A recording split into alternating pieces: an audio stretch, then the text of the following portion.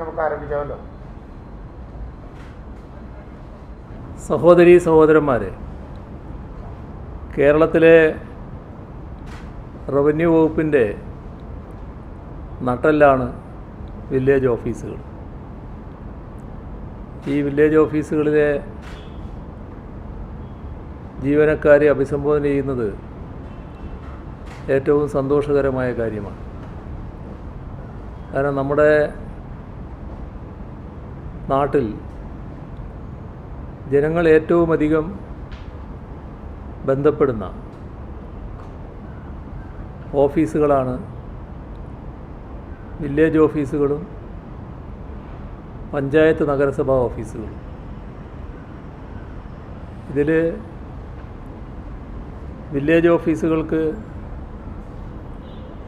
ഏറ്റവും വലിയ പ്രാധാന്യം തന്നെയാണുള്ളത്. ഈ യോഗത്തിൻ്റെ ഒരു പ്രത്യേകത, നേരത്തെ ബഹുമാനപ്പെട്ട റവന്യൂ മന്ത്രി വിവിധ യോഗങ്ങൾ നടത്തിയതിനെക്കുറിച്ച് പറഞ്ഞെങ്കിലും ഈ സർക്കാർ അധികാരത്തിൽ വന്നതിന് ശേഷം സർക്കാർ ജീവനക്കാരിൽ ഒരു വിഭാഗത്തെ ആദ്യമായി ഞാൻ അഭിസംബോധന ചെയ്യുന്ന ഒരു പരിപാടിയാണിത്. ഈ പരിപാടി അതീവ പ്രാധാന്യത്തോടെയാണ് സർക്കാർ കാണുന്നത്. സർക്കാരിൻ്റെ പൊതുഭരണം മെച്ചപ്പെടുത്തുന്നതിലും സർക്കാർ നടപടികൾ ജനങ്ങൾക്ക് അനുഭവവേദ്യമാക്കുന്നതിലും മുഖ്യ പങ്ക് വഹിക്കുന്ന റവന്യൂ വകുപ്പിലെ ഏറ്റവും പ്രധാനപ്പെട്ട ഒരു ഭാഗമാണ് നിങ്ങൾ എന്നത് എപ്പോഴും നിങ്ങൾ മനസ്സിൽ കരുതേണ്ടതാണ്. ലാൻഡ് റവന്യൂ കമ്മീഷണറേറ്റ് മുതൽ വില്ലേജ് ഓഫീസുകൾ വരെ നീളുന്ന ബൃഹത് ശൃംഖലയാണ് നമ്മുടെ റവന്യൂ വകുപ്പിനുള്ളത്. അതിലൊരു സംശയവുമില്ല, അതിൻ്റെ അടിസ്ഥാന ഘടകം വില്ലേജ് ഓഫീസുകളാണ്. ഗ്രാമീണ മേഖലയിൽ നമ്മുടെ പൊതുസമൂഹവുമായി ഏറ്റവുമധികം ഇടപഴകുന്നതും ജനങ്ങളുടെ ക്ഷേമ ദുരിത നിവാരണ പ്രവർത്തനങ്ങളിൽ നേരിട്ട് ബന്ധപ്പെടുന്നതുമായ ഓഫീസുകളുമാണ് നിങ്ങളുടേത്. അതുകൊണ്ട് തന്നെ നിങ്ങളുടെ പക്കൽ നിന്ന് ലഭിക്കുന്ന സേവനങ്ങൾക്ക് വേഗതയും കാര്യക്ഷമതയും ഉണ്ടാകേണ്ടത് അനിവാര്യമാണ്. ഇത് തിരിച്ചറിഞ്ഞതുകൊണ്ടാണ്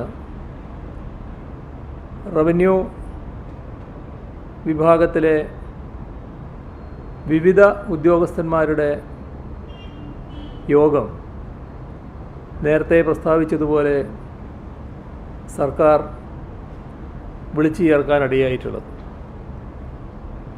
വില്ലേജ് ഓഫീസുകളിൽ നിന്നുള്ള സേവനങ്ങൾ കുറ്റമറ്റ രീതിയിൽ ജനങ്ങൾക്ക് ലഭ്യമാക്കുക എന്ന ഉദ്ദേശത്തോടുകൂടി നിരവധി പദ്ധതികൾ കഴിഞ്ഞ സർക്കാർ നടപ്പാക്കിയിരുന്നു. അതിലേറ്റവും പ്രധാനപ്പെട്ട ഒന്നാണ് സ്മാർട്ട് വില്ലേജ് ഓഫീസുകളുടെ രൂപീകരണം. നമ്മുടെ സംസ്ഥാനത്തെ 1666 വില്ലേജ് ഓഫീസുകളിൽ 126 വില്ലേജ് ഓഫീസുകൾ സ്മാർട്ടാക്കി കഴിഞ്ഞു. കൂടാതെ 349 ഓഫീസുകളെ സ്മാർട്ടാക്കുന്ന പ്രവർത്തനങ്ങൾ ദ്രുതഗതിയിൽ പുരോഗമിക്കുകയാണ്. എന്നാൽ ഇതെല്ലാമായാലും പകുതിയിൽ കുറവേ വരുന്നുള്ളൂ എന്നത് നാം ഗൗരവമായി തന്നെ കാണുക. സമയബന്ധിതമായി ഇവ നാടിന് സമർപ്പിക്കാനാണ് സർക്കാർ ഉദ്ദേശിക്കുന്നത്. ഇതിൽ എല്ലാ വില്ലേജ് ഓഫീസുകളും ഈ കാലയളവിൽ പൂർണ്ണമായും സ്മാർട്ടാക്കാനാണ് സർക്കാർ പരിപാടി തയ്യാറാക്കുന്നത്. അതുപോലെ തന്നെ കെട്ടിടങ്ങളും വിവരസാങ്കേതിക സംവിധാനങ്ങളും സ്മാർട്ടാക്കിയത് കൊണ്ട് മാത്രം വില്ലേജ് ഓഫീസുകളിൽ നിന്ന് ലഭിക്കുന്ന സേവനങ്ങൾ മെച്ചപ്പെടണമെന്നില്ല. അതിന് ജീവനക്കാരുടെ മനോഭാവം ഇതിനനുസൃതമാവുക എന്നത് ഏറ്റവും പ്രധാനമാണ്. ആവശ്യം ഗുണപരമായ മാറ്റമാണ്. കാലാനുസൃതമായി നടപ്പാക്കുന്നവയാണ് ഓഫീസ് പരിഷ്കാരങ്ങൾ. നാം നേരത്തെ ശീലിച്ചു വന്ന രീതികളിൽ നിന്ന് കുറച്ച് വ്യത്യാസം ഈ പരിഷ്കരണം വരുമ്പോൾ സ്വാഭാവികമായും ഉണ്ടാകും.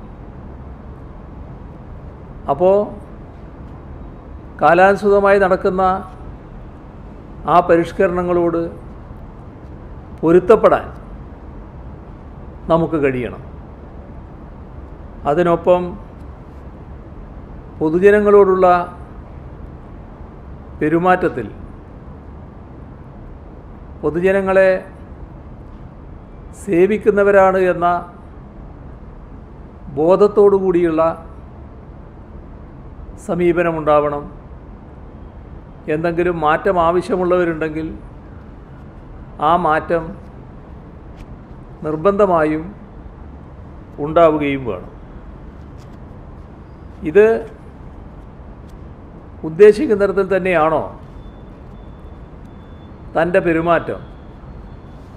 ഓഫീസിൽ വരുന്നവരോട് താൻ പെരുമാറുന്നത് മൊത്തത്തിൽ സമൂഹവും സർക്കാരും ആഗ്രഹിക്കുന്ന തരത്തിൽ തന്നെയാണോ എന്നതിനെക്കുറിച്ച് അവരവർ തന്നെ ആത്മപരിശോധന നടത്തുന്ന സ്ഥിതിയുണ്ടാവണം.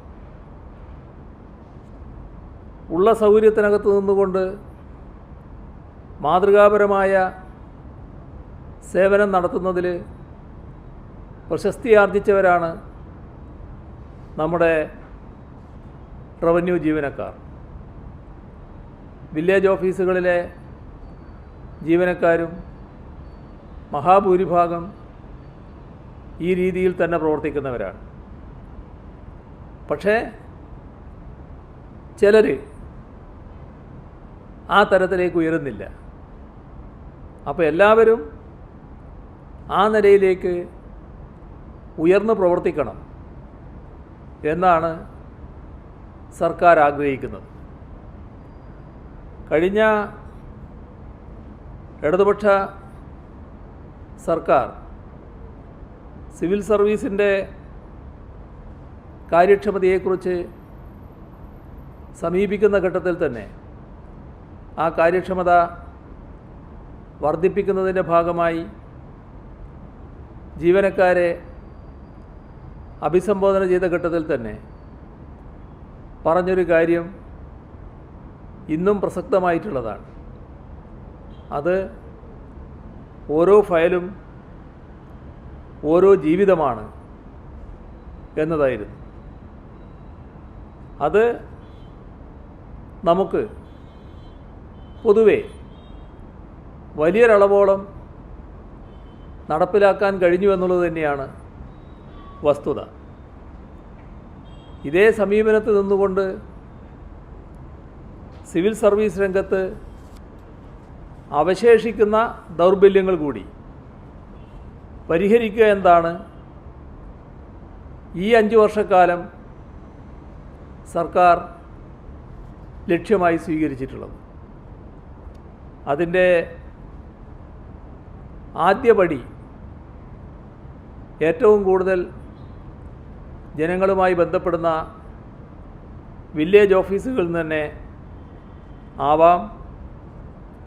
വില്ലേജ് ഓഫീസുകളുടെ പ്രവർത്തനം കാര്യക്ഷമവും ജനസൗഹൃദവും ആക്കുന്നതിനാണ് തീരുമാനിച്ചിട്ടുള്ളത്.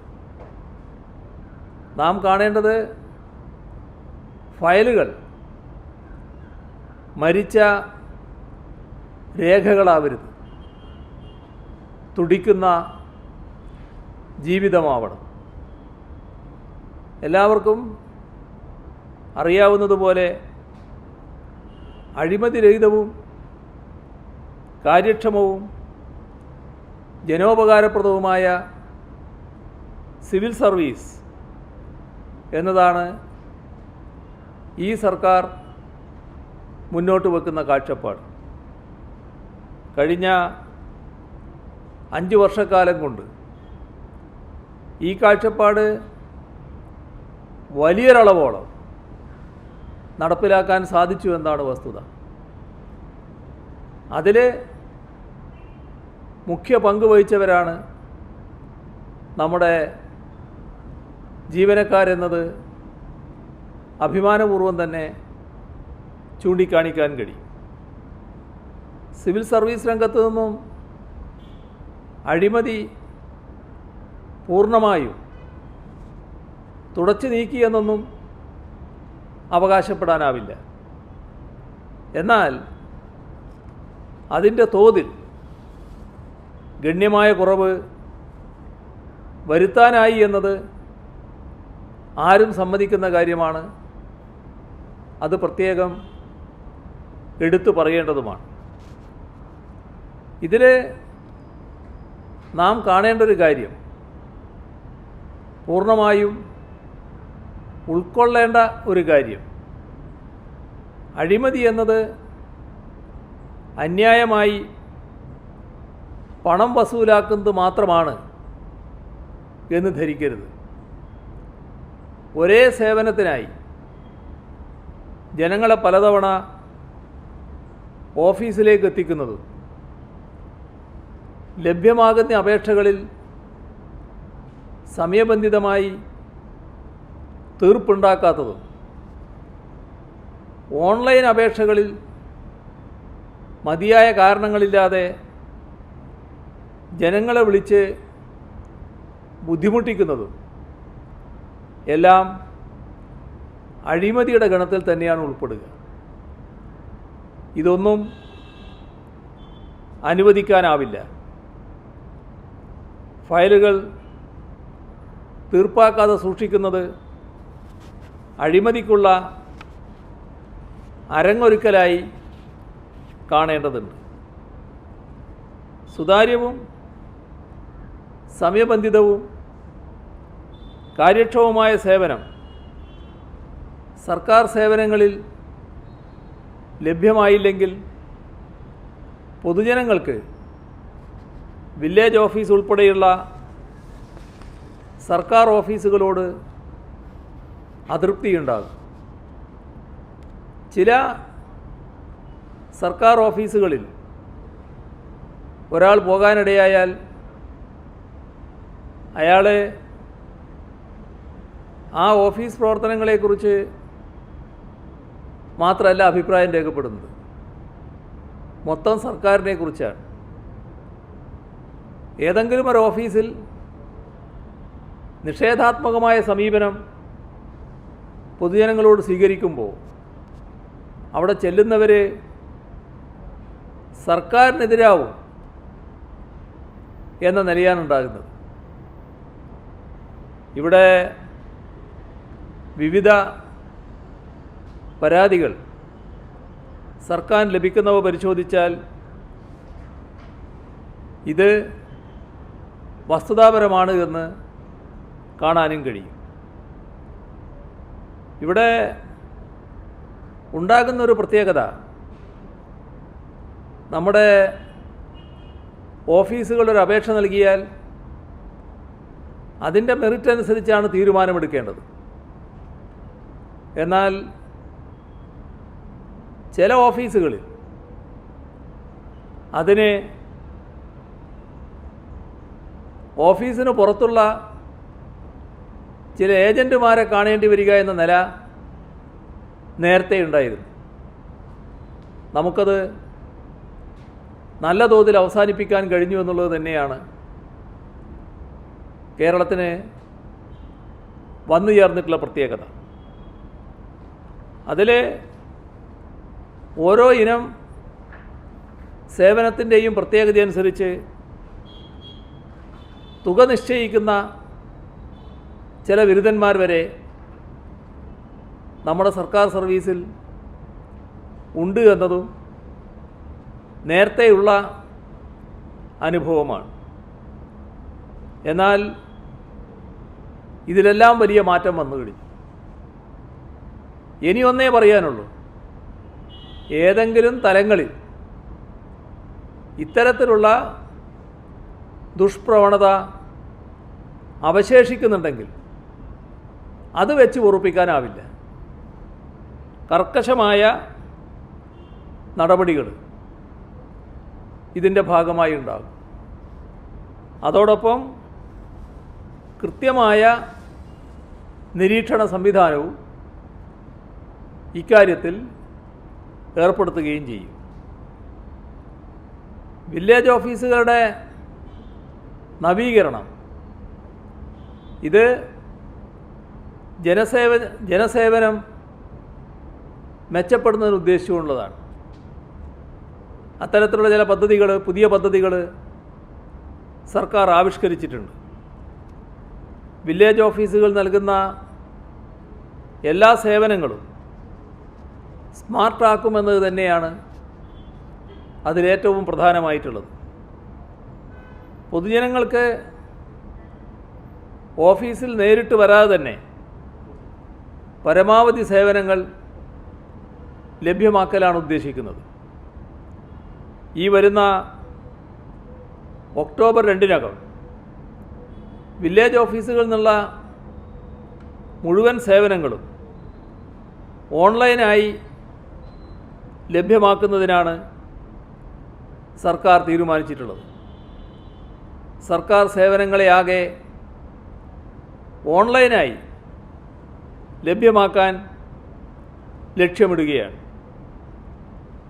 54% വില്ലേജുകളിൽ മാത്രമാണ് കഴിഞ്ഞ 55 വർഷം കൊണ്ട് റീസർവേ പൂർത്തീകരിക്കുവാൻ സാധിച്ചിട്ടുള്ളത്. ഇതിൽ 89 വില്ലേജുകളിലാണ് നൂതനമായ GPS സാങ്കേതികവിദ്യ ഉപയോഗിച്ച് ഡിജിറ്റൽ റീസർവേ നടന്നിട്ടുള്ളത്.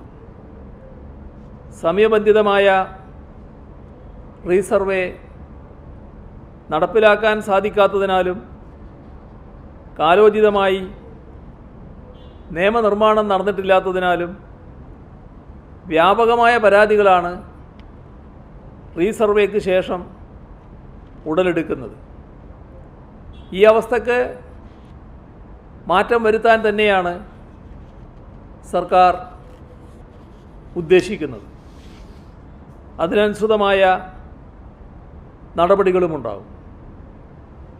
അടുത്ത 2 വർഷങ്ങൾ കൊണ്ട് സംസ്ഥാനത്തെ 1666 വില്ലേജുകളിലും നൂതന സാങ്കേതിക വിദ്യയായ CORS, continuously operating reference stations, ഈ കോർസ് അധിഷ്ഠിതമായി സർവേ ഓഫ് ഇന്ത്യയുടെ വിഷയപരിജ്ഞാനം പരമാവധി പ്രയോജനപ്പെടുത്തി ഡിജിറ്റൽ റീസർവേ പൂർത്തീകരിക്കുവാനാണ് ഉദ്ദേശിക്കുന്നത്.